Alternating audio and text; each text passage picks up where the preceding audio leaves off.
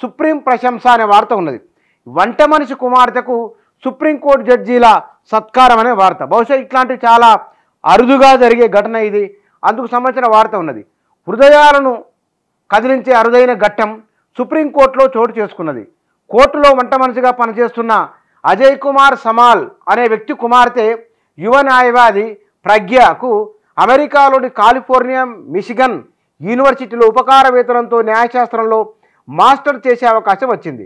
దీంతో బుధవారం ఉదయం కోర్టు ప్రారంభమయ్యే ముందు జడ్జీల లాంజ్లో సిజేఐ జస్టిస్ డివై చంద్రచూడ్ సహా సుప్రీంకోర్టు న్యాయమూర్తులందరూ సమావేశమై కరతాళ ధ్వనులతో ప్రాజ్ఞను అభినందించారు. ఆమె తల్లిదండ్రులను సన్మానించారు. ఈ సందర్భంగా జస్టిస్ డివై చంద్రచూడ్ మాట్లాడుతూ దేశానికి సేవలు అందించేందుకు ప్రాజ్ఞ మళ్ళీ భారత్కు తిరిగి వస్తుందని విశ్వసిస్తున్నామన్నారు.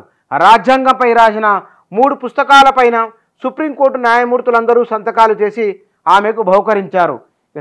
సిజేఐకి పాదాలు నమస్కరిస్తున్న ప్రజ్ఞ ఫోటో ఉన్నది. ఇది చాలా అరుదైన ఘటన సుప్రీంకోర్టులో జరిగింది. అంటే దగ్గర పనిచేస్తున్న వారిని గుర్తించి అభినందించడం నిజంగా అద్భుతమైన విషయం.